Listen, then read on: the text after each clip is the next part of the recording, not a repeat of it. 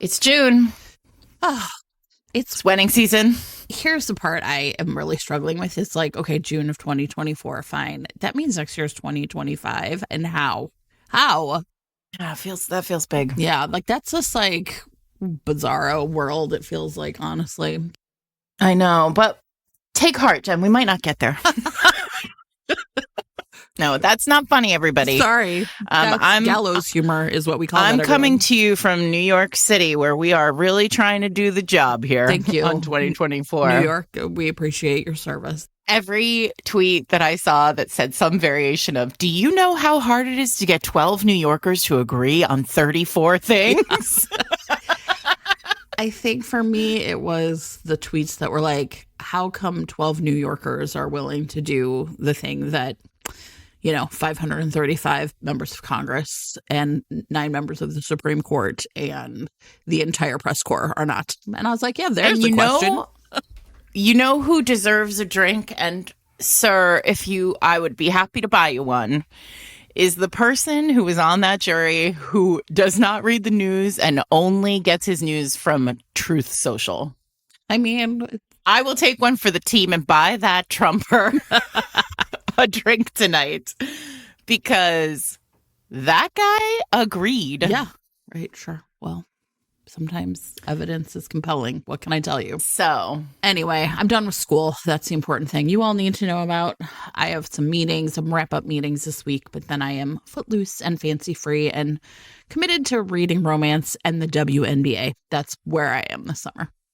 We are so excited. We are buying our first tickets to the WNBA, to the New Jersey, the Liberty? The New York Liberty. No. And listen, the New York not Liberty. The New Jersey. Why did I say New Jersey? Well, you were having a New York moment earlier, so I guess it's okay for you to not have it right there. Tri-state area repping the New York Liberty, which is like right. So they play like very close to our house. So. Okay, listen, you guys are going to have such a great time. And here's the thing I will say is like go a little early. Because like if you get there a half hour early, you can watch them like warming up and whatever. But also the undisputed best WNBA mascot is Ellie the elephant. Have you seen this? Do you know what this is? Oh my God, Sarah. It's delightful. I'm coming in wide. Okay. So Ellie the elephant, like what I'm talking about, like these like people dressed. I know what a mascot is. I'm familiar with them. Okay, but she's awesome. And she like gets out and like dances and like, how like, okay, you might not even know anything. So the WNBA is real hot this year. And now I do know that also. You know that. I read the news. I know. That's everywhere. You were like, Jen, you were an early supporter of this thing. An early adopter. Not even really. You guys have been around for a long time. But Ellie, so they do like now, like they would do with hockey players, and football players, which I was really like showing them walking in their suits. So now before every game, like they, like Perfect. A lot of teams have like the walk in, like where like Angel Reese, who plays for the Sky and loves fashion, always looks amazing. Right. And it's also really interesting because the WNBA is like, not everyone is like real femme. So then you also get to see like really cool outfits from women who are like more butch or just like not into it, more sporty. Like you get like the whole range of it. I really like it. But a week ago, Ellie the elephant did the walk in and she was like wearing like a denim jacket and like had a little bag and then like her hair still like in curlers or whatever. Adorable. And so listen, you're gonna have a great time. My daughter's gonna be into it. Yeah, it'll be really fun. So yay. I love it. Jen, what is it? The Chicago Sky. The Chicago Sky. So I should try to get a ticket for the two of them playing because then you and I can oh no, we're not here. Yeah. Anyway, I'm going to talk to you about which tickets I should be getting. Yes, I will help you. Because you're my resident expert. Welcome everyone to Fated Mates. I'm Sarah McLean. I read romance novels and I write them. I'm Jennifer Prokop, a romance reader and editor and a teacher on summer vacation. More importantly. I am not on summer vacation. I was just telling Jen that in New York, listen, it sounds like the entire world is out of school. In New York City, we go right up till the end of June. No, monstrous. And my child is in her final year of elementary school, and it is unhinged here. The level of involvement that it takes to have a child in public school in the 5th grade in New York City, apparently. No, it's too much. Because there's just a lot of like, please volunteering and begging for money and hoping and expecting you to deliver your child places on weekends. Too much. Yesterday, Jen, I was required to do the electric slide. Now, let me tell you something about the electric slide. Well, first of all, I said this to Jen already, but I'm going to say it for posterity. These parties are fascinating to me because the children, they are not for children. No, they're for the adults, right? It like largely the music and dancing that happened at this party yesterday that I volunteered at. Eric and I worked the tattoo table like in a tent. We were like, yeah, you're like, just we're gonna stay away from these people. From everything. But then at one point, like the class mom like came through and was like, I need you all to come do the electric slide. And it was one of those situations where it wasn't like a request. It was more like a demand. Yes. And Eric was like, no. And I was like, well, I will come and do the electric slide, which I have not done since I was in middle school myself. And let me tell you something, that comes back like riding a bike. Yeah.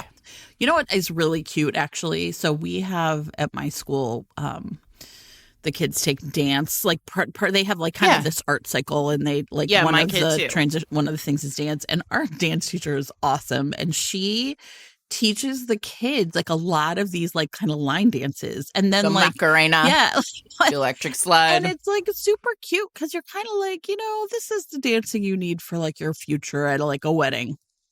Yeah. Important information to just store it in there. Someday you'll need it. Oh no. The best thing was like all the parents did this, and that was not the best thing because I was like, we all look ridiculous.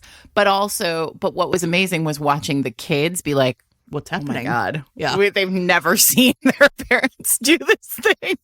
Victoria was like, oh, what? What is going on? Secret adult knowledge being unlocked right in front of us. I think it's secret line dancing knowledge. I feel like it's too bad because like given the rise of like the TikTok dance, there's no reason that could not have been really fun for the kids, right?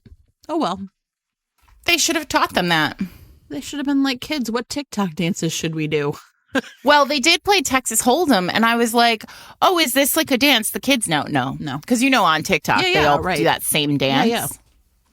Which, I mean, I don't have time for that. No. Well, we're old. I don't have time to learn new line dances. Like, the electric slide was buried in my reptilian brain from 12 years old, and now here I am. I see. Exactly. That's how it goes. So because of all of this, because Jen's been in her last week her last like slog of school, and I apparently graduating 5th grade is a thing now.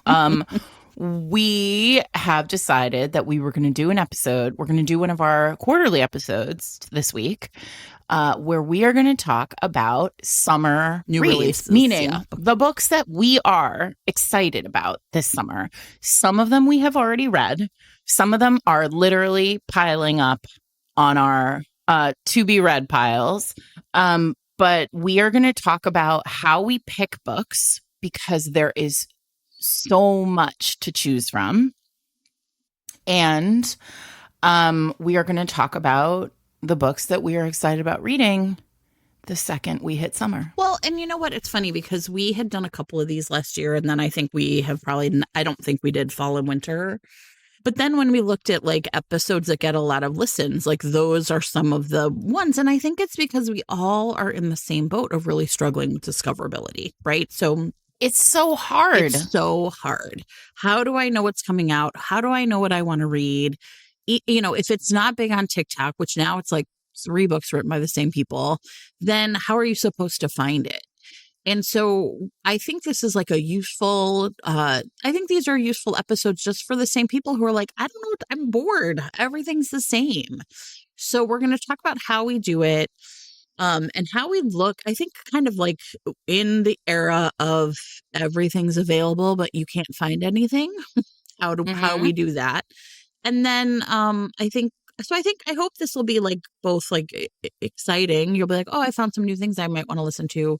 or might want to read, but also like just sort of like give you some strategies for like how to also do it. Because some of these things, you might not be able to get the books themselves early, but you can use some of these tools. Where do you want to start?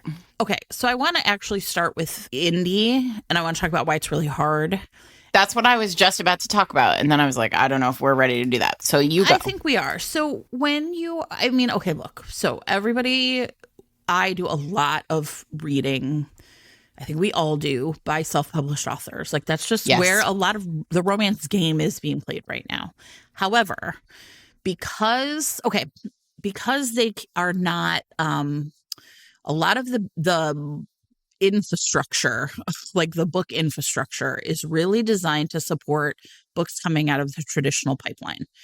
And so we can talk about like a little bit more about how that works when we talk about like Kirkus and Booklist and Publishers Weekly. But with indie authors, essentially those books, they come out almost with like sometimes with no real advance notice, right? So there's a couple ways that you can keep an eye on indie authors.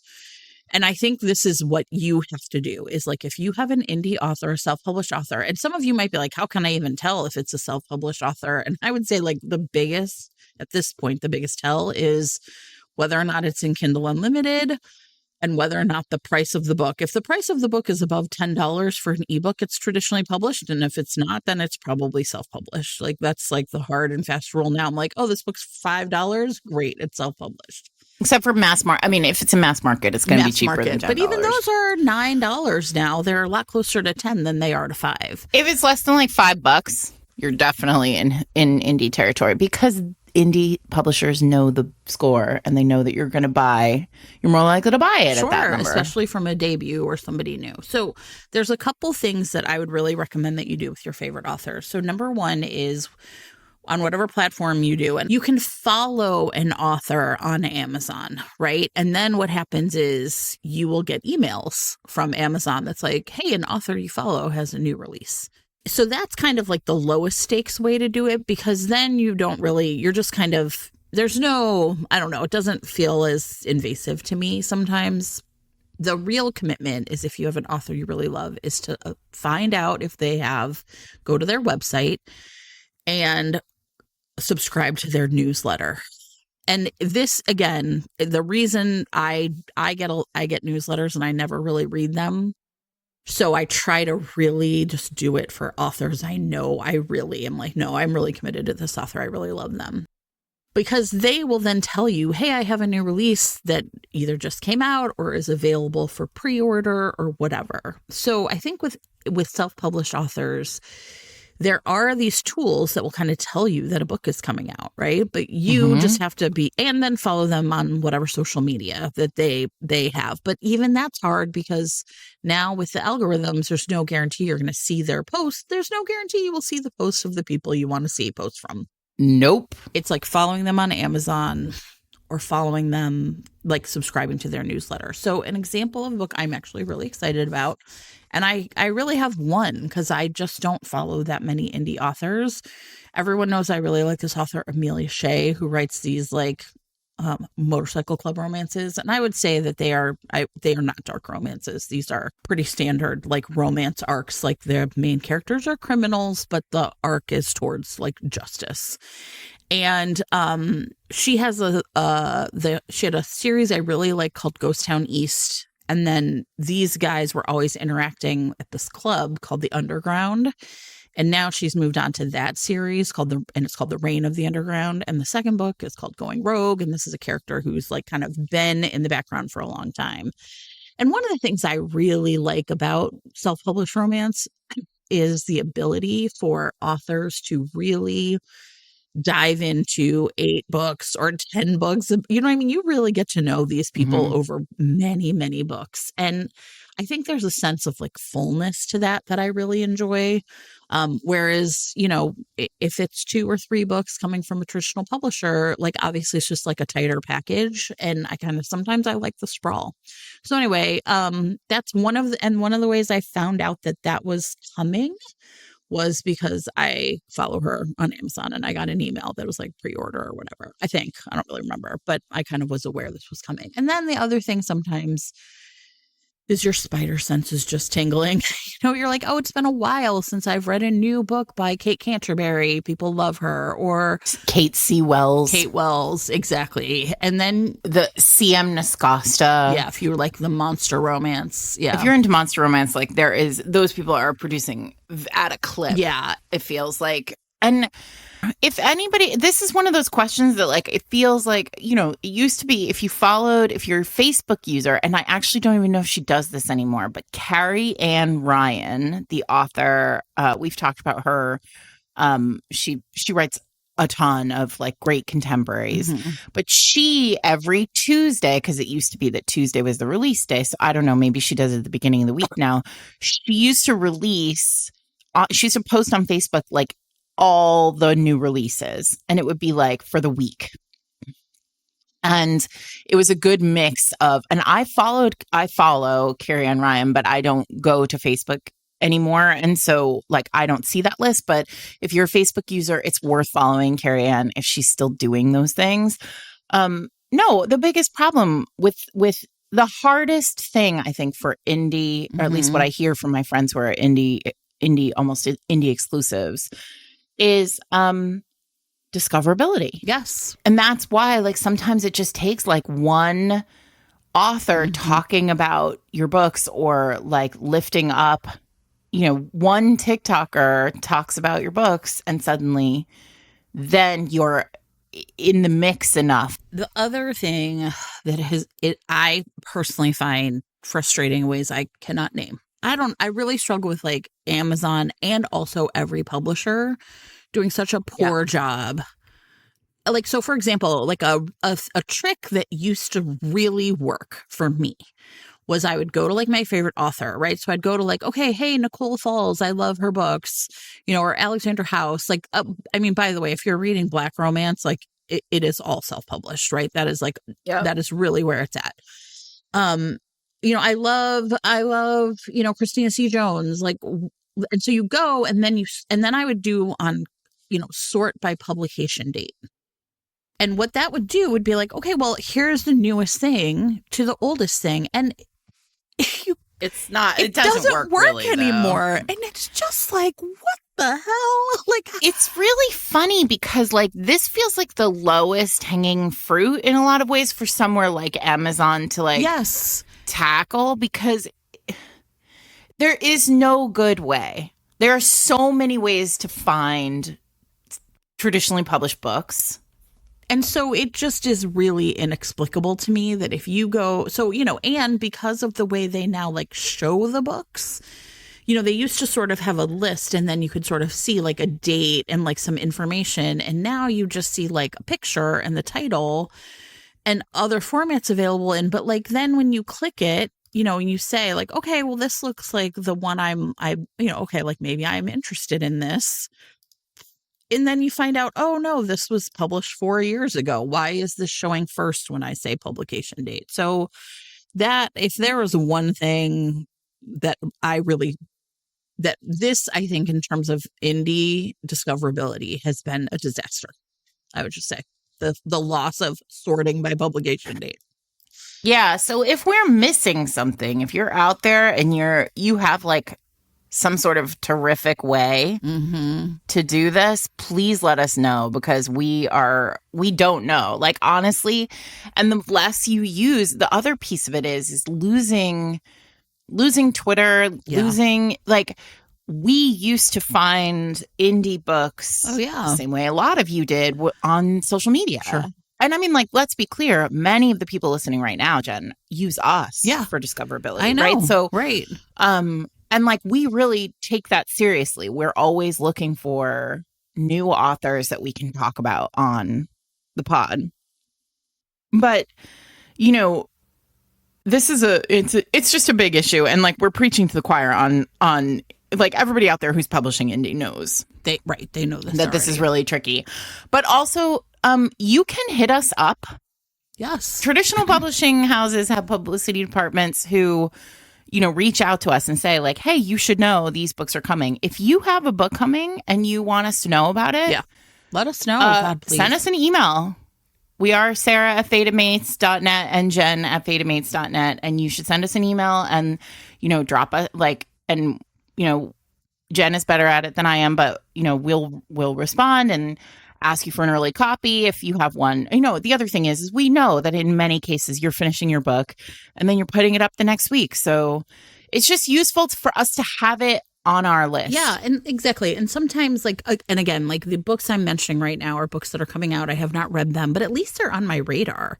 I mean, so another one I'm so I'm not a dark romance reader, but I very much like the books that kind of are adjacent to it in the contemporary space or the paranormal space. And so an author I like, Kat Bream, I think is the way you say her name, has a book coming out July 8th called Her Dark Salvation.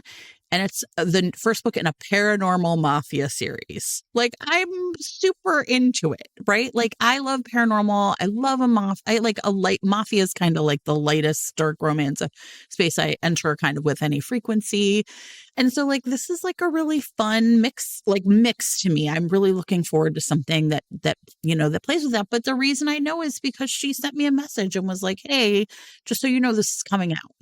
And so I do think that, part of it is discoverability is really hard. And those are the tricks I have.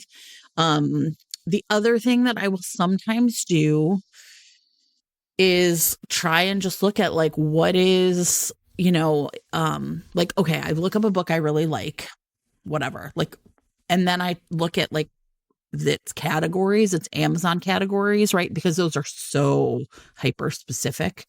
And sometimes I'll just be well, what are other books in this category? And I've sometimes found good, I don't know that they're new releases, but sometimes I found interesting looking kind of self-published books in that way. Right. So, but yeah, it's just hard. And anyway, everybody, good luck and let us know if you have tips, but that's what it is. Follow the authors you like on Amazon and or subscribe to their newsletters. This week's episode of Fated Mates is brought to you by Lottie R. James, author of A Liaison with Her Leading Lady. So actress Ruth Connell is in a pickle because her father, his beloved theater, is under threat in the Regency. And Ruth is a woman in the Regency who is just trying to hold it all together. She is concerned because their ticket sales are down and nobody's coming to her theater. And she comes up with this idea that she is going to have one great playwright write one great play that they can put up in her theater. And if this play can be a hit, they can save the whole theater from financial ruin. So she heads out to reclusive, kind of self-imposed, exiled playwright Artemis Good, and tries to convince her to write a new play for this theater. And Artemis, in her own right, has kind of tucked herself away and is living a reclusive life because she's had her heart broken. And she's not sure she just has creativity in her anymore. I bet she's going to write the play of the century. I know, but Ruth convinces her that they can work together and they can save this theater and have purpose and find love in the world again and find love with each other too. I love it. And so it's just two great, strong women working together to save the thing they love and fall in love at the same time. Wonderful. So this is a Harlequin historical romance, which means you are going to get a great fast-paced read. A Liaison with Her Leading Lady is available in print, ebook, and in audio. And if your podcasting app supports it, you can look down at the chapter title right now and click on it to be taken to a link to buy the book. Thank you to Lottie R. James for sponsoring this week's episode. Okay, I have a thing I want to talk about. Yeah. I want to talk about actually reading the books that are on your TBR pile. Dragged for filth, Sarah. Because listen, we are extraordinarily lucky in that, if we want to read a book, somebody will make sure that we get a copy of that book, which is great because what we do is as we hear about books, we say, we'll hit up a publisher and say hey, this book is coming out and we'd like to take a look at it for the pod. Yeah. And people are very excited, and we are very excited. And then we get the books and they pile up because it's like, these are all the books. Yes. Now, the benefit to Fated Mates, and what everybody in publishing kind of knows about Fated Mates, is that we don't, like, it being brand new this week is not relevant to our coverage. Right. Exactly. But for a lot of places that cover books, Yeah. it has to be frontlist. Yeah. That's what that's called. When it's new, it's frontlist, right? And for us, that's not how it works. Like, we think about tropes, and so like we read a ton, Yes. and then like when it comes time to do, Sure. you know, an episode about college administration, then We're ready to go. we dig out Frederick Smith's One and Done, which is coming out next week, and we talk about that, right? But what's interesting about this is, like, these books are all kind of on our Kindle or on our, you know, I like to read in print, so they're, you know, piling up in my office. And I have this cool thing. So the books, I forget, it was like Publishing for Gaza auction that happened a couple of weeks ago. Like, we both submitted things to bid on, and then I bid on something in that auction that was really great. I thought, because the tricky thing about that auction is often there are things that are in there that are really about, you know, readers, or like things that, like, you know, it's hard to pick something that, you know, you want so from an huge, auction right? like that, Yeah. when like you're in the world of publishing. But this person, this Instagram, you know, bookstagrammer, I think she's a bookstagrammer, Dodo the Book Bitch on Instagram, I love it. offered up a scratch off TBR poster. So you choose 100 or 50 or 25 books, which then she prints on a poster that you can like hang on your wall. Oh, I've seen these for movies. And then you can scratch them off as you read them, right? And so I was like, oh, that's really fun. And originally I thought she chooses them. And I was like, oh, that could be really interesting, because like I don't always feel very plugged into Instagram. And so to like the Bookstagram book talk kind of world. And I was like, that might be an interesting task for me for like the summer, is to like read more of these books that like everybody talks about on the internet. And then she was like, no, you pick the books. So fun. So I went through my office and I picked all the books that are like in piles around my office that I, you know, intend to read. And then I went to my friends and I said, tell me books that I should put on there. And then I went through old episodes of Fated Mates to make sure that all the books that you had mentioned that I was like, I'm getting that right now, were on there. And then I went to Instagram and I put a like question box on my Instagram stories. And I said, like, I got this thing from Dodo the Book Bitch. Tell me what books I should read. And so I crowdsourced like another 50 books from there. So I'm very excited because my poster hopefully is coming soon.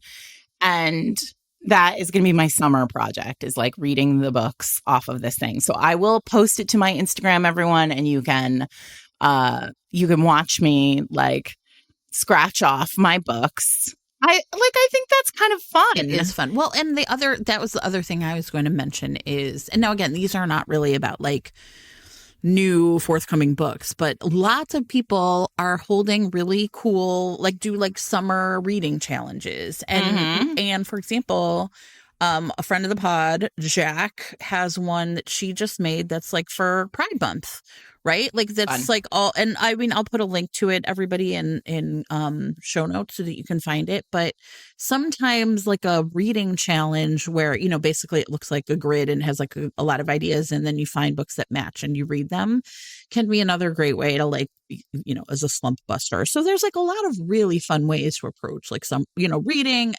especially in the summer where I feel like, at least I hope everyone has some little bit of vacation, some long weekend, some time sitting at the pool or whatever, right? And that I think can be great. So, well, I also picked up, and you and I have decided that we are going to do it for an episode in the future in the summer, Romantically Inclined on Threads and Instagram posted a thread saying that they were reading books with under 100 reviews on Amazon this month. I love that idea. And I thought that was such a good idea. So I reposted it on my threads and I said, drop recommendations here. And I took a bunch of those and also put them on my book poster. Yeah. But we are planning an episode soon to talk about that, where we talk about books that we have read that have fewer than 100 reviews, and why that matters. So why that matters. I mean, short version at this point, just if you read a book that you really love, put a review up. Yeah. Okay, so it will make an author somewhere very happy. Yeah, exactly. Okay, so let's talk about other. Okay, so that's sort of indie. It was like not really great recommendations, but the thing that is, it's obviously there's a lot more infrastructure for finding traditionally published books that are coming out, and I want to talk about kind of like the easiest ones, maybe to ones that you'd have to like maybe make an account for. So I actually use the Kirkus website quite a bit. So if you go to kirkus.com and click on romance, under book reviews, there is a sort by feature. And I think the default is like popularity or available now, but you can sort by coming soon. And then what it does is it starts, and the books in the top will be the ones that are coming like next week. And then they sort in like reverse release date order. So right now the books on top are the ones that are coming out, this week, June 4th. And then, as you go down, because these places, Kirkus, Publishers Weekly, and Booklist, their whole point is to like review in advance really for libraries. By the end of the page, they're already reviewing books that are coming out in August or September. So this is one of the things that I really use when it comes to kind of like what is coming out later this summer that I might want to look at that's been like kind of reviewed, and maybe stuff that I haven't even like heard about. So for example, there is a really cute book, it looks that I'm kind of excited about, called We Could Be Heroes. That is like a superhero romance by Philip Ellis. And, then you can also, the great thing about Kirkus is Kirkus reviews are 300 words. So you can like, just like click on it and read the title. And so basically it's like Patrick Lake is an actor. He plays a superhero. But then when he ends up going out with his co-star to a gay bar, but Patrick himself is not out. And so he meets a drag queen named Will Wright. And essentially they like, he and Will essentially like, leave, like escape from a bunch of fans and all this stuff. But it's got a really cute cover. And then this is the book that I have never, like literally never seen anywhere else. And so one of the things about like utilizing one of these sites, and Kirkus I like because there's no password or like subscription required. Sometimes when you get into PW ones, or Booklist, I was going to say both really of those get require there. an account, and you have to pay. And you have to pay, right? Yeah, it's prohibitively expensive. Yeah, it's not for like an individual, because these are places that are designed to appeal to, institutions, right? Institutions pay for those subscriptions. So anyway, right. This is to me a really great way of being like, and hey, like it's not going to be as many books. There's maybe 20 or 25 books that are coming, but like that's still 20 or 25 books that you might not have known are even coming out. So I would say like that's a really good, that's like a first line strategy for me for finding like what might be coming out soon. So I just want to give a shout out to NetGalley. So this is not useful for, it is largely not useful for indie. Right. Although there are some indie authors who use NetGalley, which is once great. They're acquired, they kind of come up on there. But sure, but I think there is. I don't actually know a ton about the back end of NetGalley, but I think it costs money to. Obviously, I think it costs the publisher money to use NetGalley, and obviously that is also an expense for one person out there trying to put their books into the world. It's much cheaper to email us.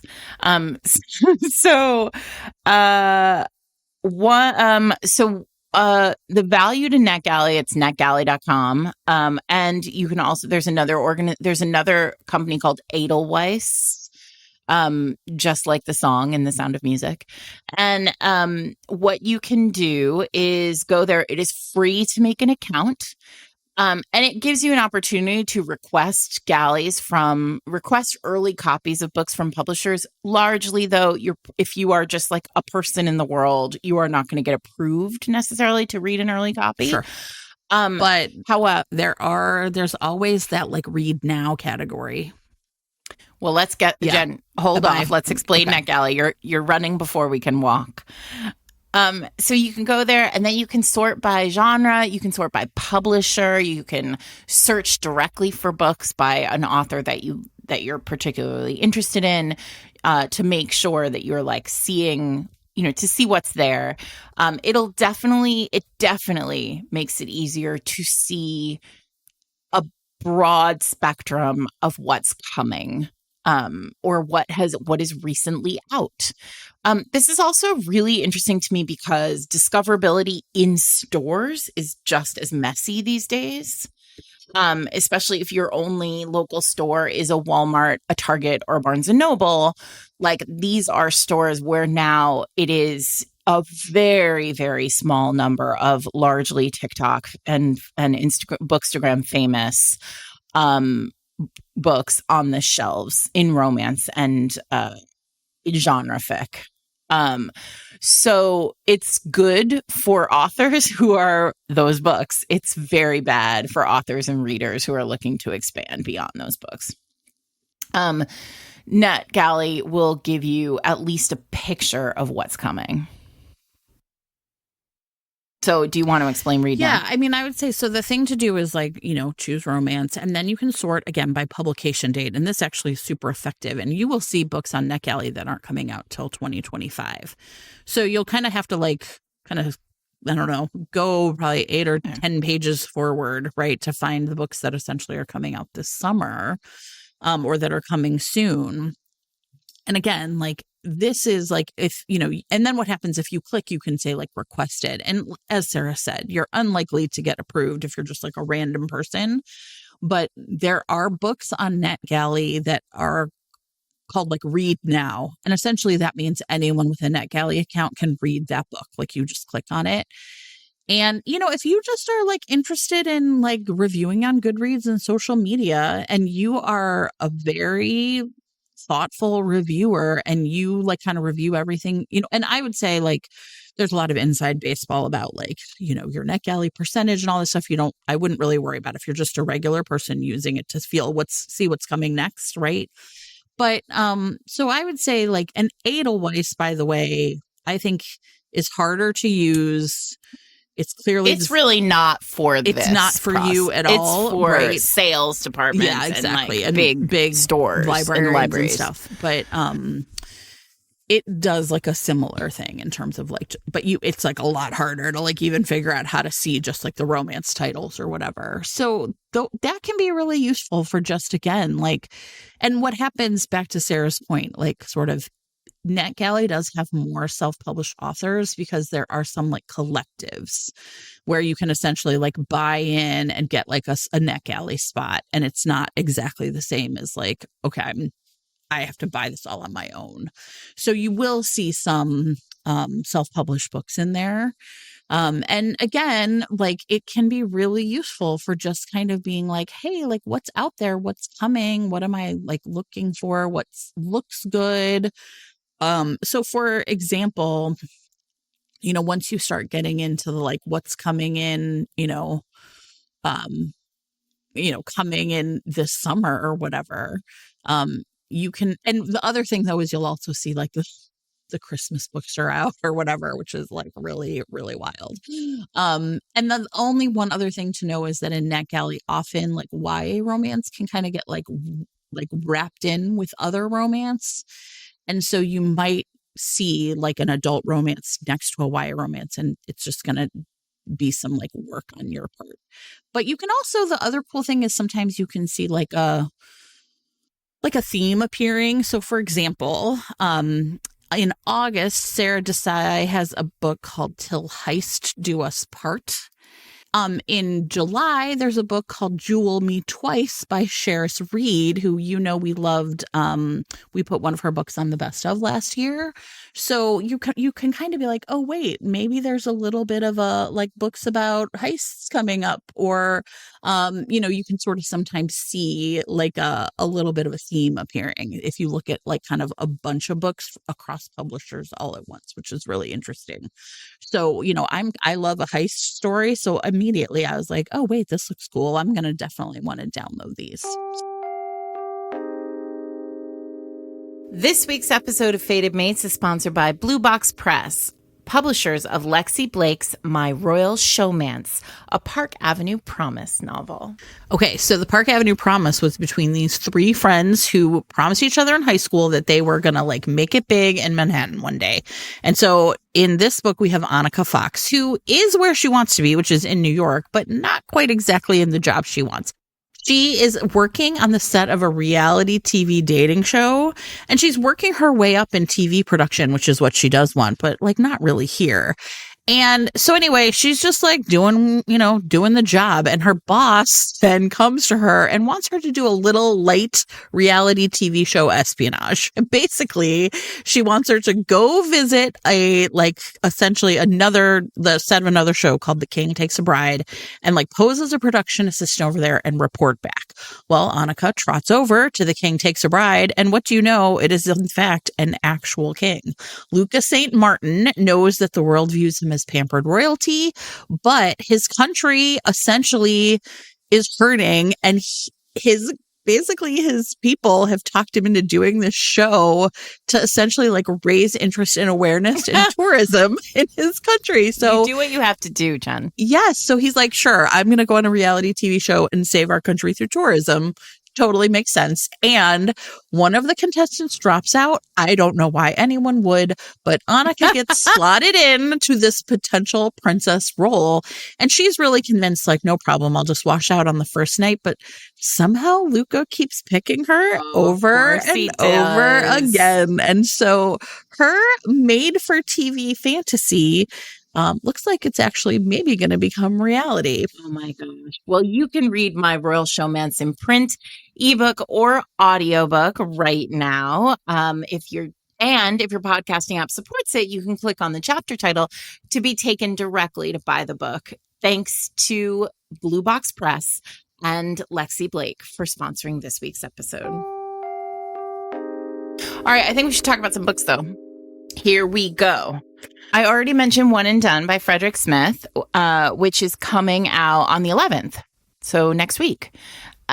This one is set in San Francisco. One of the main characters, Dr. Taylor James, is a university administrator, and he is working on getting his campus through an accreditation process that would set him up to be the only Black and openly queer university president in the United States, or one of them. So basically, like, he is working all the time. He's doing 80, 90-hour work weeks, like really committed to this process. But he gives himself one night a week to have fun. And would you believe, Jennifer, what's going to happen, Sarah, that Dustin McMillan, who is back in the Bay Area to be a consultant and project manager on a very important project, happens to run into Dr. Taylor James on his one fun night a week. And they have a very sexy one night together, and then discover that the two of them are in conflict on this accreditation process. I love it. And this one will prove to be, I know Frederick's a listener of the podcast. He's always very excited about, he's very excited about interstitials always. And I'm super excited to see what he does with one night stands, with rivals to lovers.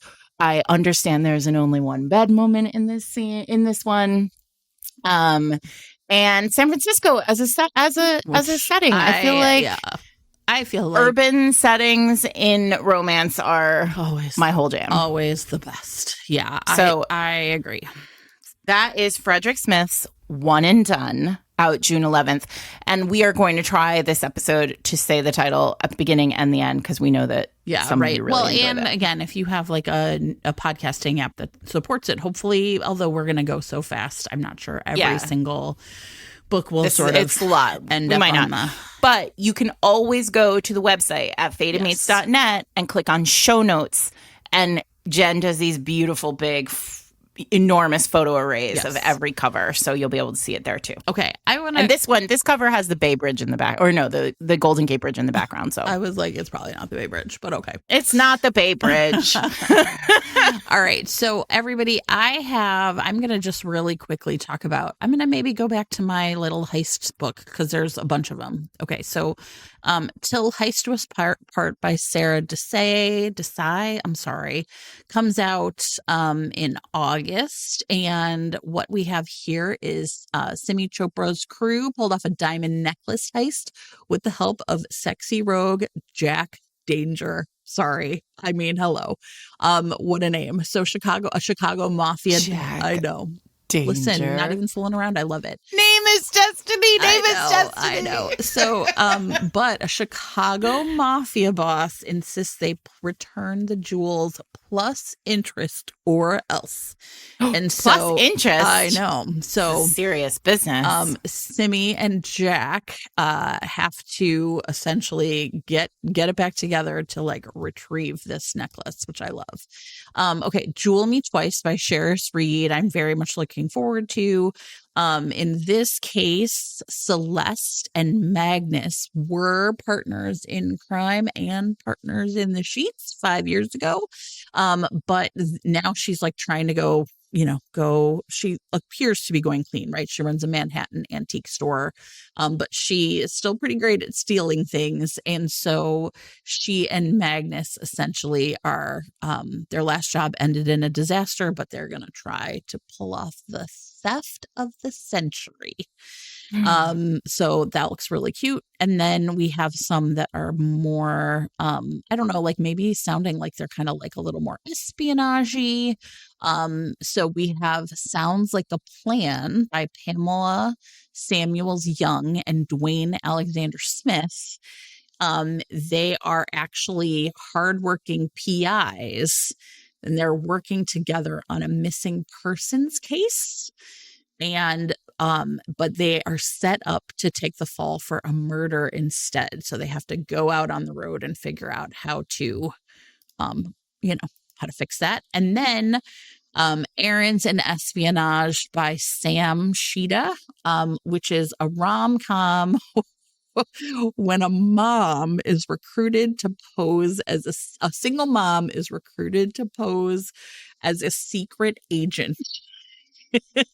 Because amazing. And she thinks it's so funny. A reality TV show is pranking her, but apparently she has like a striking resemblance to like an agent who was just murdered. And so they just like need someone. Of course, they're like, you're just going to do something really safe and stand on this corner or whatever. But instead, gets a crash course in spying 101. So that's Errands and Espionage. So yeah, I am kind of really keeping my eyes on a lot of these fun looking kind of like rompy heist books that seem to be rolling up this summer. I love it. All right. I want to talk about Laura Hankins' One Star Romance, which is really, it's sort of the premise of this. Somebody told me the premise of this book like a year ago, and I was like, I cannot wait for that book to come out. This one is out the 18th of June. And the premise is the heroine, Natalie, is like kind of a scatterbrained writer and artist. And the hero, Rob, is a very, very stern academic, another academic in the mix. And Natalie has written her first novel, which is kind of coming of age novel. And she is the best. She is the maid of honor, and he is the best man at their like mutual best friend's wedding. And so they show up at this wedding, and Natalie is, a brand new debut author. She's watching that Goodreads rating. A mistake, Natalie. Don't do that. She's watching it very carefully, and it had these had incredible reviews. And then all of a sudden, one-star review sort of tanked the whole rating. And it was written by this stern guy who DNF'd on page, 35. And she's just in her head about it. And it turns out that Rob is the 1-star reviewer. And when she finds out, she's like, "You've ruined my life." Anyway, and that is not enough for a whole book to be made. So what's really clever about this book is it's written in 7 parts. So that happens in 2013 at the wedding of their friends. And then over the course of time, they are forced to interact with each other over a decade. Every time their friends have a kind of milestone. And as it happens, they hate each other. She hates him, but she slowly learns that he is not everything that he seems. And so begins this kind of long, listen, if you're a slow burn lover, I think this is probably going to be the book for you. This long ride to happily ever after. And I do listen as a When Harry Met Sally fan, I love a story where it covers years and we see these people come dancing in and out of each other's lives. So that's 1-Star Romance by Laura Henkin. All right. I also want to talk about The Truth According to Ember. If you follow Fated Mates on Instagram, you saw that we did the cover reveal for The Truth According to Ember for Danica Nava. Danica is a debut native romance author, and this book is about 2 native people in Oklahoma City who are. It's an office romance. So our main character, Ember, is struggling to make ends meet. She's had a bunch of sort of not great jobs, and she gets this opportunity to she realizes that she has to kind of fudge, maybe not exactly tell the truth on her resume in order to get a leg up. And listen, this feels very real because I've been reading all these articles about how AI is picking resumes. Oh yeah, no, me too. And right, sure. All these ways that you can trick the system into choosing you for that job that you are perfect for. So she meets Dan, who is also native and who immediately knew and knows her. And so he so he sort of helps her get this perfect job, or this job that she thinks she's going to really thrive in. And they of course instantly realize that it's the 2 of them against the world in a lot of ways in this office. There's aside from just being kind of an office situation where there's lots of office drama, there is the added layer of racism against both of them. And they all have to work together to overcome and also fall in love at the same time. This sounds like it is perfect for anybody who loves a workplace romance. Obviously, there's some HR violations going on in here. They should probably have filled out a form. Terrible, but amazing. But that is The Truth According to Ember by Danica Nava, which is out August 6th.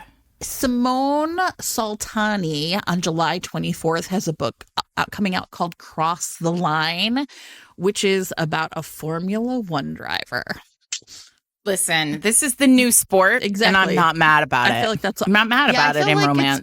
I feel like one of the things I'm sort of drawn to is kind of new sport frontier. So that one is Willow Williams is a new a recent college grad, and there's a best friend's little sister, kind of thing happening. And so I think Dev is going to hire her to do something. It's not clear what from the blurb, but there's some sort of way that they're tied in together. And then, and I'm going to admit that I am a garbage human for thinking this is funny. There is a book called The Near Miss by Lily Joseph. And on the front cover, it seems to imply that she's about to hit him with her car. So Nick and Ren, it says, are meant to be, but Nick and Ren have never met. And now fate is about to change everything. Right. And so Ren is a local reporter. She's got kind of a not great boyfriend. She feels like maybe it's a little boring, while handyman Nick is like recovering from a devastating breakup. But what happens is it kind of reminds me of what you're talking about, like this series of like sort of near misses, that they just keep like running into each other. He accidentally drops a sheet of glass from a window and nearly misses her. And so anyway, it looks like there's a bunch of ways that fate is throwing these two together. And I really like a book like that. So I have no idea if she actually hits him with her car, but I'm just telling you, based on the cover, it seems that maybe these two are going to get entangled together, and I'm not sad about it. So it just made me laugh. I'm always looking for like, how can I like talk about these books in a group? This week's episode of Fated Mates is sponsored by Ava Miles, author of A Very Un-Shakespeare Romance. So everyone loves a romantic comedy, and in this one we have police officer Robbie Connor, whose cousin is on the run from the mob. There's some stacks of cash missing, perhaps in the diaper bag of her twin baby girls. And oh no, Robbie somehow ends up not with the cash, but rather with the baby girls, and also his cousin's family cat, Miss Perfect. Oh my God. So Robbie has the kids. He's trying to keep them safe from danger. But he is like juggling all this business, trying to investigate who is after his cousin. Like all these wacky hijinks ensue. And in the midst of all this calamity, he discovers that his new neighbor, Summer, seems like she would be the perfect woman for him. She's got this sexy vibe. She'd be the perfect holiday fling. But somehow he starts to understand that he is not the only one who is acting or pretending. So the two of them together are going to have to figure out how to triumph over evil, find their happily ever after, and avoid being judged a little too much by this very judgmental cat, which cat people understand. If you love a romantic comedy with a grumpy sunshine vibe, and maybe a little romantic suspense and a single dad sort of tossed in there too, A Very Un-Shakespeare Romance is probably the right book for you. You can get it in print, ebook, or with your monthly subscription to Kindle Unlimited. And if your podcasting app supports it, you can click on the chapter title right now to pre-order the book. Thanks to Ava Miles for sponsoring this week's episode. I'm currently very fascinated by the rising interest, or like the rising numbers of books set in and around the industry of death. Oh, yeah. In romance. I'm not making this up. I now have I'm keeping a long list on my notes app. And I know that this is not for Jen. And I'm trying to figure out now I'm trying to figure out how to slide in an interstitial where poor Jen doesn't have to go read a bunch of books related to the industry of death. But for some reason, this is a real thing that's happening. I wonder what that reason is, Sarah. Yeah. What could it be? What could it be?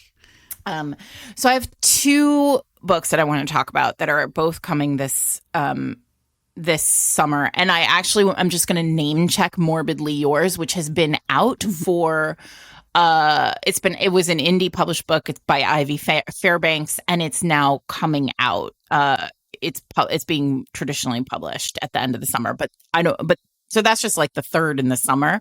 But I want to talk about Rules for Ghosting by Shelley J. Shore, which comes out August 20th and is really interesting. So Ezra Friedman, who is a bisexual trans man who can see ghosts and grew up in a Jewish funeral home, is now in a place where his dream job has dropped out from underneath him.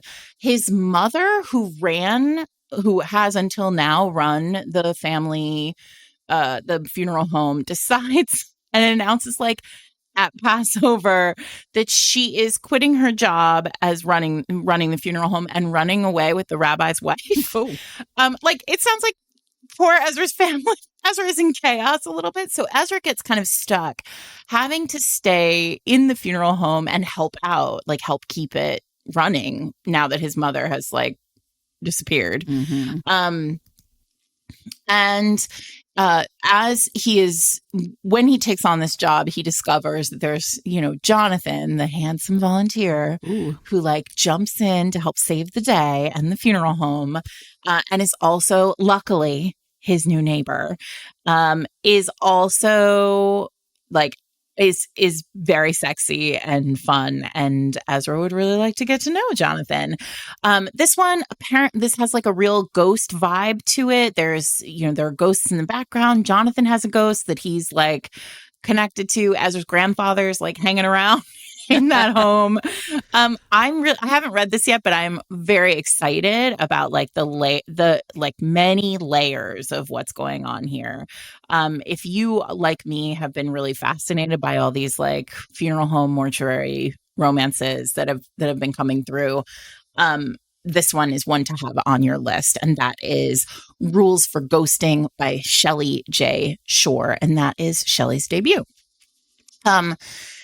While we're in the realm of dead people, though, I also want to talk about The Love of My Afterlife by Kirsty Greenwood. So this one comes out July 2nd, and it's the Delphi, the main character, has just died in a very sort of freak and embarrassing choking on a burger accident. And now she has arrived in the waiting room of, in Jen's face, she's arrived in the waiting room of like, I don't know, heaven or wherever, like the afterlife. And they're alongside like the hottest man she's ever seen in her life. And they like chat, and it becomes really clear that they're like fated mates. Like these two people like missed each other on earth, but like here they are in the waiting room of afterlife, of heaven, and what will happen. And then boom, somebody comes into the room and is like, we've made a terrible mistake. This man shouldn't actually be here. We're sending him back. And then Delphi is like stuck knowing that her fated mate like is down on earth. Sure. Like and she sort of negotiates a new start, and they say, we'll send you back and you get 10 days to find him. And so she goes back to London, and she has to find her fated mate in that big city in 10 days. It sounds like that Lila Goodluck book. Similar, except I'm sorry, I don't really do dead people in romance, but I support everyone. I know. It's fine. I did read that The Last Days of Lila Goodluck is by Kylie Scott, who's great. We love her here. Lila does not die at the beginning. Lila just knows she's dying in a week. Oh, got it. So different. So it's similar in the sense that there is a very serious ticking clock. Got it. In both of these books. Anyway, I do dead people in romance. Keep going. There's more. You got a whole list. The Love of My Afterlife is by Kirsty Greenwood is on my list. That's it. Those are the two. Okay. I mean, I do have a whole list, but we're not going to do the whole list. Okay. So here, everybody, I'm going to now talk about, the illustrated covers are ascendant. And one of my problems has been that I feel like people are not like I don't really understand the covers where people the characters aren't interacting with each other, but I feel like we are seeing really like the rise of like really fun covers where they're illustrated, and essentially it's like an illustrated clinch of one kind or another. So I am very drawn to these books. So I am going to just go ahead and name check a bunch of them, and then you'll see them on the thing, because I just think that these are like a really great example of how you can like honor the romance, like love of the clinch cover, and then but like still have like this illustrated cover that feels like new and fresh. There's also a bunch with 3 people on the cover, and I'm not talking about those because I have no idea what they are, and I don't do love triangles outside of YA. So Love and Other Conspiracies comes out August 20th. It is 2 people. she's got cute blue hair in a clinch with what looks like Bigfoot in the background. I'll Have What He's Having by Adib Khorram has two men essentially with like their glasses of wine, and they're like it's like really cute the way they're posed. Like one man's kind of like laying in the background and the other one's like sitting kind of like in in his chest area with their two glasses of wine about to kiss in front of a cityscape. It's like really cute. Casey McQuiston has a new book coming out in August called The Pairing.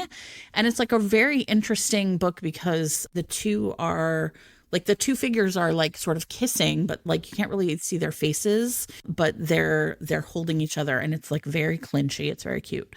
Gabriel Gamez has a book coming out in July called The Next Best Fling, and they are straight up kissing against a library bookshelf. And I I'm have a fan. this one on my list too. I'm holding it up.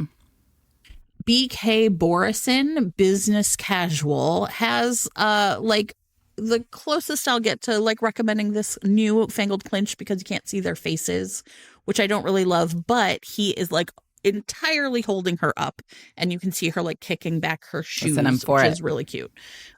Do Me a Favor by Kathy Yardley has the hero in the everyone's favorite. He is leaning on the door frame over her. How can you resist? Hers for the Weekend is really cute by Helena Greer. It has our two heroines, and one, B in her books, We Love You, is sitting on a chaise. And it looks really cute. And then A Little Kissing Between Friends by Chanicia C. Higgins has like really the rarity of rarities, which is like a butch lesbian on the cover. I love this book a lot and it's great. And so that's also really nice. And then Allie Hazelwood's Not in Love has like a straight up illustrated clinch as well. And so I'm really excited to see just like the variety of these like illustrated clinches that look so new. And like I said, like really fresh and appealing even to someone like me. I love this theme. That's great. Jen, a cover interstitial in our interstitial. Yes, there you go. All right. I have two that go together. One of them you just named, and I'm going to talk a little bit more about it. Oh, yeah. That was on my list too. Good. So I want to talk about, you guys, surprising everyone today. I'm going to talk about fake dating. Listen. It's never going out of style, So, apparently. but here's what I will say. We've done a fake dating interstitial where we both said, like, fake dating is, the trick with fake dating is really finding a way to make it so that it makes sense that these two people are fake dating. Okay. And I think both of these, the setup of both of these makes sense to me. So I want to talk, the first one is called A Love Like the Sun by Riss M. Nielsen. Yeah, that's a gorgeous cover. It's such a beautiful cover. It's so different and pretty. And I am very, very excited about this because it's set in Providence, which is my hometown. I saw that. And apparently, Riss Nielsen is a Rhode Islander, which, like, Riss, call me. I want to meet. I'm in Rhode Island for the whole month of July, and I would really like to meet you. Okay, so Lanaya Thompson and Isaac Jordan were best friends, like, have been lifelong best friends, right? So this is also Friends to Lovers, everyone. And Lanaya and her mom run a natural hair salon in Providence, Rhode Island. And Isaac is a internet celebrity, like so big of an internet celebrity that paparazzi follow him around. Like he's very, very hot right now. He goes home for the first time in a long time and he discovers that Lanaya has been sort of like telling him a little bit of a lie every time they talk and she's like, things are good. He discovers that the salon, the salon that she and her mother are working for, like, or run, is failing. It's not doing very well. And so he basically is like, listen, I'm flush right now. Like I have a bunch of money. Why don't you take some of my money and like, let me help you. And she is like, no freaking way. Like, aside from being like too proud to take his money, like you don't take money from friends. This is not a good idea in general, right? Like it doesn't want to get complicated. So he decides like, because she won't do that, he'll do the next best thing, which is tell the entire world that they are dating, which then makes it so that all these people who follow him on the internet go to her salon because they're like, hoping to get a glimpse of him, or like they want to know more about her. And so business is booming, and Lanaya can't like deny the fact that fake dating this internet celebrity is probably a very good way, like is doing good for her whole family. But the problem is that now that they're fake dating, she really likes this guy because they've been friends for a long time, and maybe they want to be friends forever. The other one you just mentioned, The Next Best Fling, which I picked up also because of this cute cover, which is a straight up kissing clinch against a bookshelf, my favorite place for a kissing clinch. I was literally like, where has this been all my life?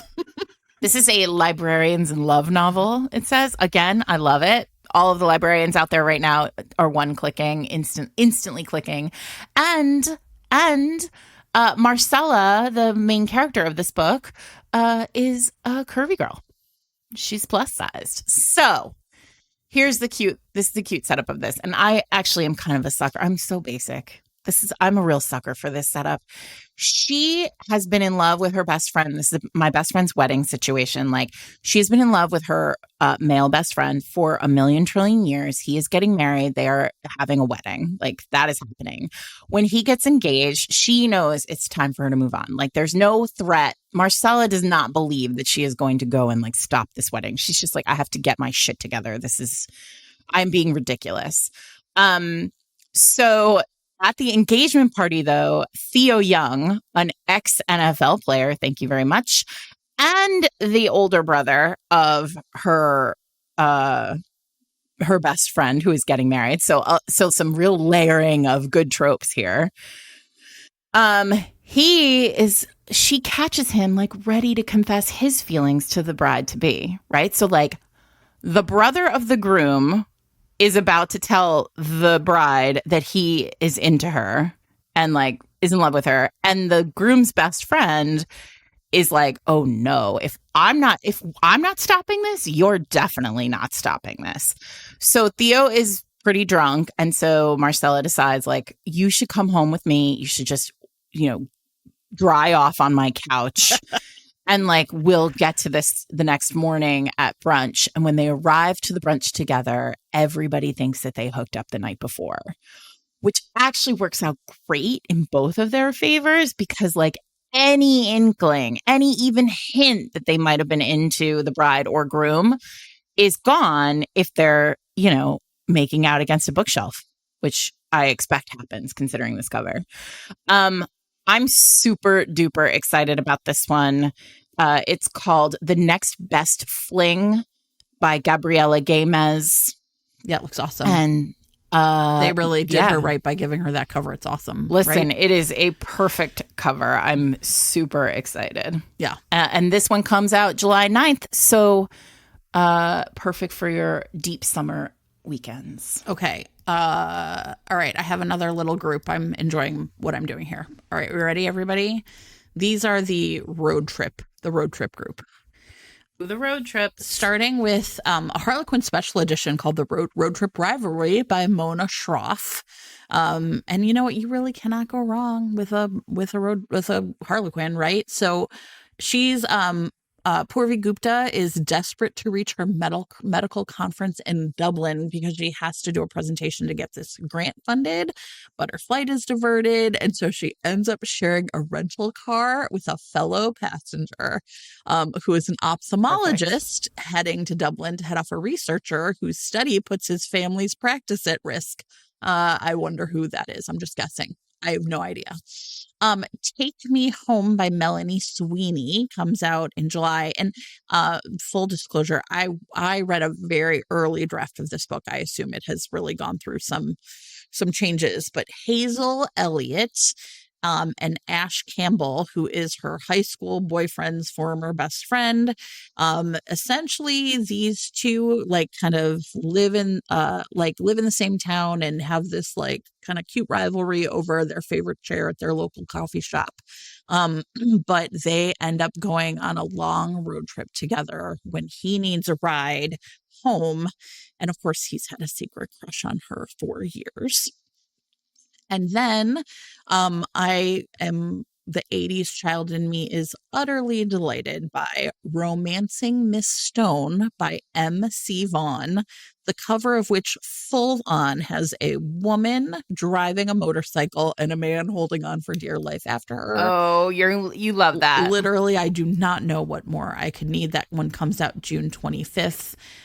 By the numbers, Bo Ferguson, although I would argue any man named Bo has an adventurous heart deep down inside, has his future all planned, but then his archaeologist fiance dumped him via text. And so he is like, I'm going to go figure out what's going on and go back. But he ends up hiring jungle expert Alexander Stone to essentially get him to there. And on the way, they have their adventures and, of course, fall in love. So if you're looking for a road trip, there you go. Okay, I have one more. I have a final contemporary. Christopher Rice, who writes romance as C. Travis Rice and is a big friend of the pod. And we've sort of said, I think his Sapphire Cove series, really, really fun. He has Sapphire Dawn coming out on June 25th. This one is really sexy. Donnie, one of the heroes, is a former adult film actor, and now he runs an adult entertainment studio. And his best friend Logan, who is getting married, from Logan and Connor are from a prior book in the series, and they have this like big elaborate wedding happening in the like Sapphire Cove resort space in Southern California, where all these books are set. His best friend Logan has asked Donnie if he would help, like, essentially, like, set up this wedding, their wedding, like help manage their wedding.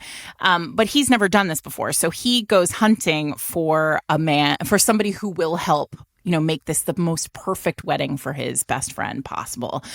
That person is Richard Merriweather, who has planned every major celebrity and royal wedding of the last, like, however many years, but is also just like a full-on brokenhearted, like his husband left him, shattered him. He doesn't believe in love. Listen, this is exactly what we need from a wedding planner. So Donnie and Richard have to work together and kind of overcome these books are always so emotional. There's so much sort of real heartbreak that Christopher's characters need to overcome. And they are building this like beautiful big wedding. At the same time, they are, falling for each other. They cannot stop looking at each other, touching each other, being with each other. And the big problem is Richard has seen like what a partnership can look like. And Donnie is just like, I don't do that. So ultimately, that's the big question. Are they going to end up together? Yeah. Of course they are. Of course. It's romance. I know, of course they are. C. Travis Rice, Sapphire Dawn, and that is out June 25th. I love it. I'm ready for historicals. Okay. So first things first, I just want to name check. Eloisa James has a new book coming out July 23rd, Viscount in Love, and Scarlett Peckham has The Mistress Experience, which is the last in her like current series that everybody's been sort of dying for, coming out June 25th. So put those on your list. We've talked a lot about both of those writers, and you know that they deliver a historical. But I have so many, and I want to be cognizant of time. So let's talk about Liana de la Rosa's Isabel and the Rogue. So if you have been reading Liana's series, this is the Luna Sisters series. Isabel is the like quiet wallflower. Like she's sort of known as like the forgotten Luna sister.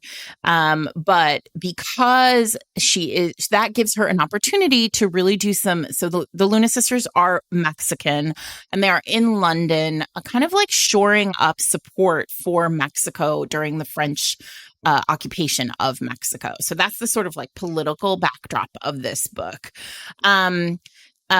So Isabel's ability to kind of chameleon in and out of rooms and like not be seen and be a real wallflower has given her an opportunity to like gather information related to what's going on in Mexico and really like help her home country.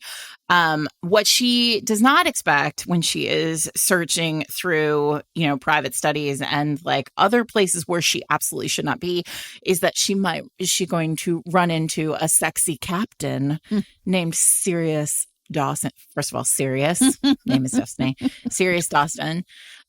Sirius is basically doing the reverse for her, and then that Isabel hides, and Sirius like is charming and funny, and like basically has spent much of his time like befriending politicians and seducing ladies in order to gain secrets. But Luna's got his. Isabel's got his number. And she immediately is like, "You're shenaniganing." And he's like, "I'm shenaniganing. You're shenaniganing." And then they realize that they have to work together in order to vanquish a baddie. And while they're doing that, they're also want to do a lot of kissing, probably against a bookshelf. I mean, I would hope in a private study.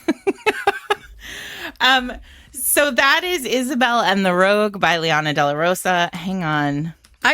While you're looking, can I just name check everybody? I'm sure our historical readers know, but Cat Sebastian's Mid-Century New York series, the second book came out a couple weeks ago. You Should Be So Lucky. This is a baseball romance set, I think, in the 50s or 60s. And I know people are really enjoying this series, and Cat Sebastian obviously just writes, I mean, I would say for like many of us, just like real, like, she's like an auto-buy author. So if you somehow missed that second book came out, it came out just a couple of weeks ago, called You Should Be So Lucky. I am doing an event with Liana de la Rosa and Adriana Herrera at the Rip Bodice in Brooklyn on June 13th. Also, everyone, Sophie Jordan will be in the audience that night. So if you want to come and join us and hang out and hear us talk about, sexy historicals and how they are not dying, they are thriving, come and do that with us. I also want to talk about Erica Ridley's Hot Earl Summer, which is a great title, aside from being a great title. The main character, Elizabeth, is a curvy girl who is a sword fighter and duelist. I love it. And listen, I'm for it. And she has a cane, a sword cane. And she is very happy to vanquish any villain who comes her way. And when she gets sent to kind of vanquish the Earl of, she's basically, she's for hire. And so when she gets sent to the Earl of Densmore's castle, to duel against him, she gets locked inside this castle. And then throughout this castle, there are these like there's like booby traps and like hidden rooms and like, and suddenly she, and also trapped inside this castle is a extremely handsome reclusive inventor, Stephen Lennox, who has agreed to impersonate the Earl for a few days, but not expecting that the reason why he was doing this was because this like famous duelist was coming to vanquish, to basically skewer him. So the two of them are surprisingly thrown together, and then there are a bunch of other enemies of the Earl who like turn up at this castle and have to defeat Stephen's inventions and Elizabeth's sword. And I think everybody's going to turn out fine in this one. This one's called A Hot Earl Summer. It's by Erica Ridley, and it's out August 6th. Nice. Okay. Do you want to keep going? I also have ones, but I bet they're maybe. Wait, there you just said Hot Earl Summer. Oh, I have three more, and one of them is a contemporary. That's okay. Did not It's notice. fine. Okay. So. A Sure Thing by Joanna Lowell comes out June 18th. This is it has a really cute cover. I don't know, it just looks like really old timey, and I enjoy it for some reason. So it says we have a trans hero and the beguiling botanist who captures his heart, and a bicycle race on the British seaside. Right. So former painter and unreformed rake, I'm already in. Kit Griffith is forging a new life in Cornwall. Because he needs his freedom, and that might mean like leaving the past behind. But he is really sad because leaving his sisterhood of women artists means also like it's really compromising his ability to paint. And so enter Muriel Pendrake, a feisty New York bound botanist who has come to find Kit for illustrations of British seaweed. And so anyway, they're going to get together and figure it out. And, Muriel is interested in kind of proving that an all male cycling club can have women as well as men. And so there's a lot of really fun and interesting ways, I think, that these two are going to explore both who they are to each other and how they're going to fit into the society that has a lot of rules for both of their genders. Nice. Laura Lee Gerke has a new book out, and it's been a little while since Laura Lee has had a historical out. It's called Lady Scandal. For those of you who don't know, Laura Lee writes, she tends to write later 19th century books set in London. This one, the heroine is like kind of a wild child and never really quite learned how to be proper in English society. She's been widowed 3 times, and when she's widowed the final time, she's like, I think that it's probably best if I hang up the old marriage hat and get a job instead. And so she gets a job as an event planner for the Savoy Hotel, which I actually really think is very fun. But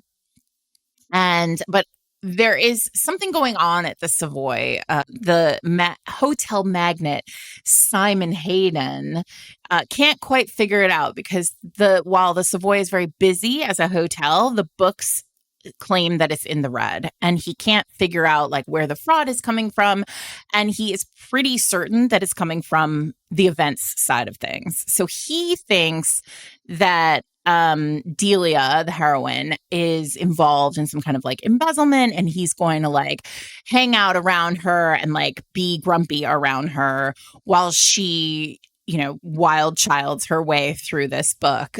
These two are Listen, Laura Lee Gerke knows how to do the historical job. You are going to have a fun time reading this book. He's super buttoned up. She's super wild. This is big grumpy sunshine energy. He's for those of you who are interested in somebody who maybe a hero who maybe hasn't touched a woman in a long time, somebody who might be losing a little bit of control. This is for you. There's a little boss employee business going on here. And I think that if you're looking for a really solid historical, this is going to be it for you. That's Lady Scandal. It comes out June 18th.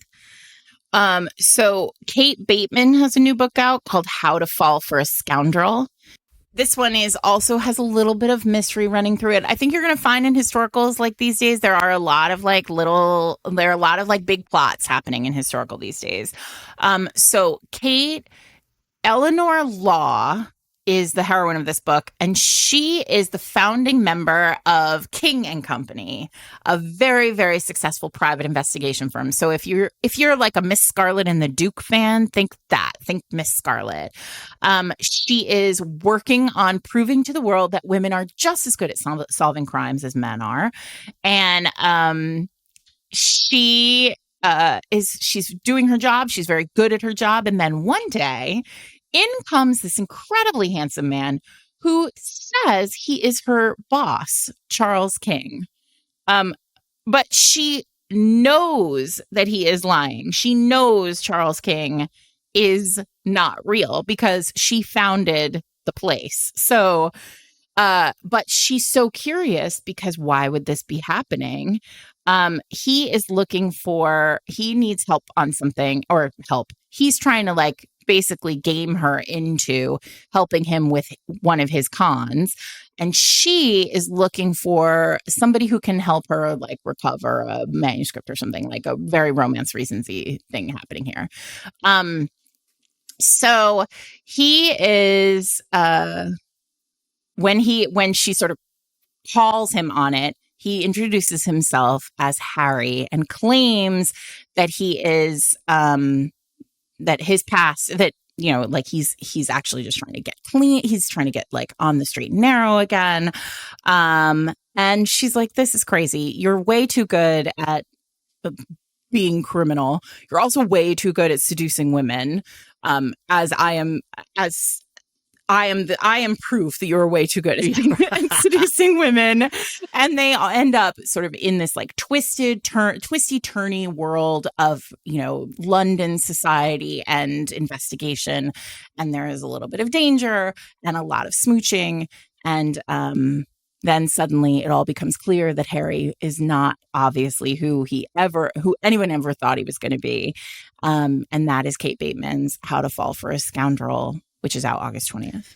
Okay, so I have just a quick reminder, everybody. The Prince's Bride by Sheris Michaels, I think came out in late May, and we've talked about this one in ad. It looks great. So he is a prince who essentially, they were betrothed, and he takes off.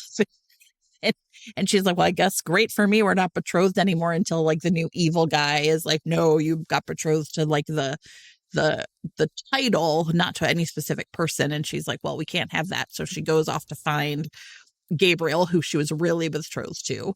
That looks great. And then there's also Bethany Bennett has a historical coming out August 20th called Good Duke Gone Wild, in which Dorian Whitaker, who's the Duke of Holland, his fairy tale marriage ended in disaster. So he hires the local bookseller to come and liquidate his late wife's library, and then instead finds all of these letters indicating that there was an affair.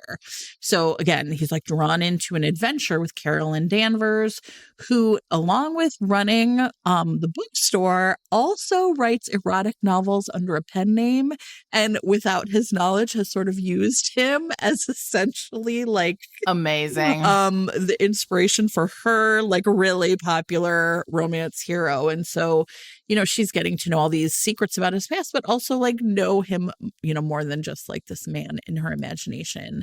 And then, like, to wrap up historicals, I just want to remind everybody that Harlequin historicals are great, and they are like sort of all of the like fun of and like really fast propulsiveness of a category romance, but in historical. And also it is the place you are most likely to find like non-standard, sort of non-Regency, non-Victorian. So for example, in July we have Stranded with Her Forbidden Night, which is a medieval. Lady Elowyn is traveling to her loveless arranged betrothal when she's rescued in a storm by Lord Simon Trebar. He is a knight. Their families have been enemies forever. Whatever is going to happen. Then we have, I love this title, A Marriage to Shock Society by Joanna Johnson. These are all the July books. I think, and in this one, it appears to be like almost like Gilded Age, or because she has lived at the Laycock School for young ladies since the day she was born. She thinks she's about to meet her father. Oh no, this is not the one I was thinking about. This one is pure Regency, but she ends up at the date of instead an earl. And so she needs access to the Ton to resume her search, and Andrew needs a wife. And so these two are going to figure it out together. So that one looks really fun. But then, so I really like the looks of these Harlequin. A Courtship to Full Manhattan is the one I was thinking about. So they have a fake relationship in the Gilded Age. And so he's, of course, tired of people matchmaking. She feels the same. And so they agree to fake date essentially so that everyone will leave them alone, whatever is going to happen. Amazing. Yeah. So those are really fun. Okay. One more historical that is, I think, interesting. And, we love historical romance here, and I think historical authors are now really doing some interesting things to try and like kind of capture readers that, maybe are not used to like historical. And so it's really interesting. Witty in Pink is a historical that is coming out in August. Oh, that cover is so different. Yeah. And what's interesting about this is and it's a little unclear because it's potentially like YA. It's from Entangled Teen, it looks like. It's written in first person. So Nice. It is like, I think this is going to be more common as we see, historical readers or, like sort of so many readers really enjoy first person and might feel that this is like an impediment. That like historical is often written in third person. And so in Witty in Pink, she essentially has spent 5 years avoiding Briggs Goswick. And, she just thinks, oh, he's a society darling and an heir to an elite family, but he humiliated her at a ball a long time ago.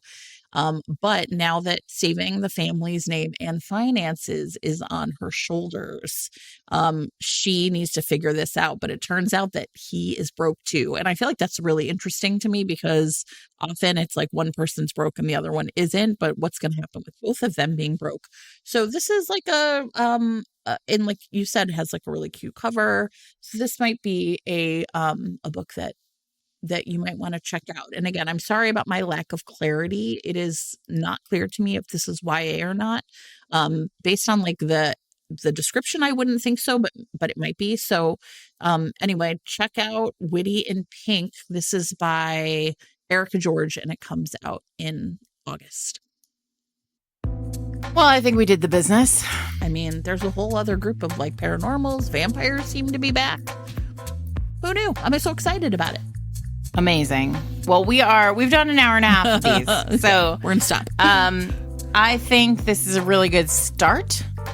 Tell us in comments on Instagram, Twitter, Blue Sky, wherever, what you've got coming. If you're an indie author who has a book coming this summer, let us know, so we can talk about it.